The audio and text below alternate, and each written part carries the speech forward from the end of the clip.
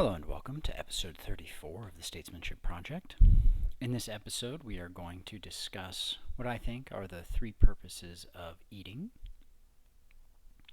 of proper nutrition. So, the first purpose is to provide you with vitamins and minerals. So the minerals are necessary so that you maintain a positive electromagnetic voltage within the body. We are electromagnetic beings. We aren't material. We are electromagnetic. We are structured water. And the higher our voltage, the more conductive we are, the easier it is for our body to transfer energy throughout its systems, and the more easily we are able to conduct energy and use it throughout our body. The vitamins help provide a cleansing process. They help the tissues pull toxins from them, whether they are introduced to the body through the environment or through the diet. The vitamins help the body remove those toxins. The second purpose is to provide an excretory element for detox. So by taking food in, your body is going to pull the nutrients it needs out of it, and then all of the wastes, maybe not all of the waste, but a lot of the waste that your body generates from tissue growth, etc., is going to be deposited into your fecal matter, and it will be carried out through the stool. If, however, you are not eating foods that have enough material in them to facilitate this waste removal, you will start clogging up and congesting your tissues, and this is the cause of disease, is congested tissues. And the third feature of nutrition, I believe, is an effect to where the act of eating food stimulates your body to grow tissue.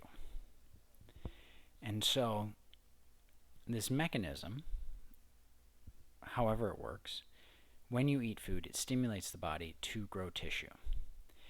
And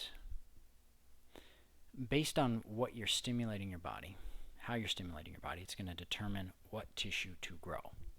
And if you're consuming too much food, the tissue that your body is going to put on is fat, adipose tissue. It is going to facilitate greater congestion within the tissues, and it's not going to offer the body the opportunity to cleanse itself and get rid of the excess tissue. And this is where fasting comes in, because fasting allows the body to remove waste that is interrupting its electrical conductivity. And by doing this, it improves the function of all of your bodily systems, because our body functions optimally when we are able to conduct energy without impediment. And so fasting frees up this system. And so, of course, we can't go completely without food, especially for younger children. They definitely need ample amounts of nutrients to both maintain the electrical balance, help the body detox and purge waste, but then also stimulate the growth. Let the body know that we have ample opportunity to provide nutrients and remove waste. So keep growing that tissue. And the greater the electrical conductivity of the body, the greater growth can be stimulated. And so by not impeding the body with wastes or heavy metal toxicity, things of this nature, the body grows optimally.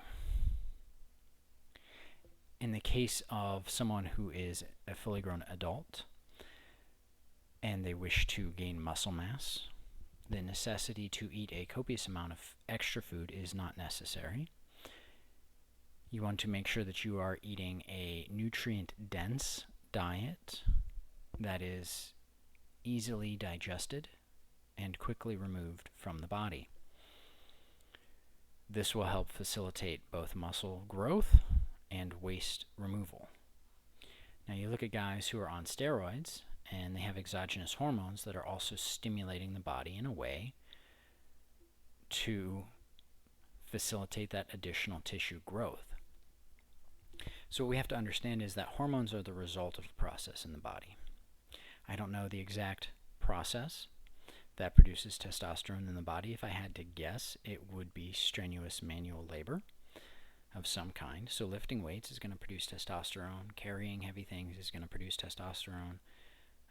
Manual labor will produce testosterone. General activity will produce testosterone. And the more strenuous the activity it is, the more testosterone the body will produce.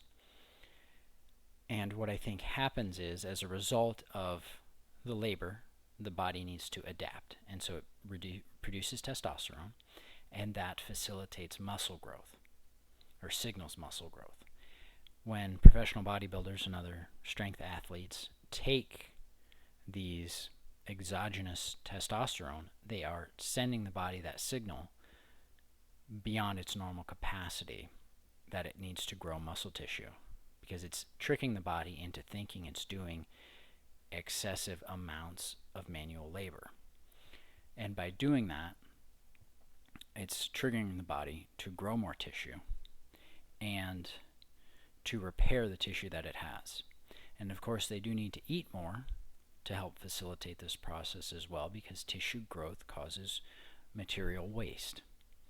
And so they need to facilitate that as well. Do they need to eat 18 pounds of chicken breast a day? I doubt it. You know, it's not something that's been studied well enough, and just because it works doesn't mean that it is necessarily optimum.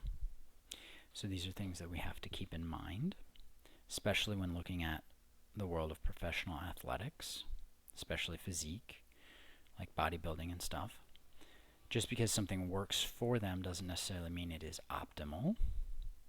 And we, the non-medicated population, need to do what is optimal for our health in the long run. And I believe that is fasting periodically.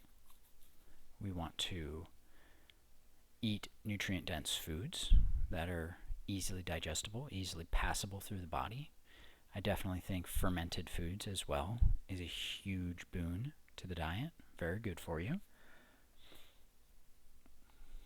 And of course, this is all meant to facilitate nutrient absorption, waste removal, positive electrical balance within the body, and stimulate the right amount of tissue growth without overstimulating tissue growth, because without exogenous drugs, and overstimulation of tissue growth is going to result in fat.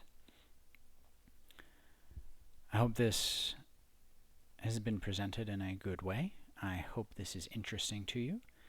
Maybe sparks some questions or comments or concerns or points of intrigue. Maybe it makes you think about nutrition in a different way. I certainly hope so. Certainly my goal with this stuff is to help you think and approach the world in a different way, with a different perspective. Maybe it helps you grow as an individual. If you have any questions or comments, please leave them in the comment section below. If you like this material, please feel free to subscribe. And until next time, have a good day.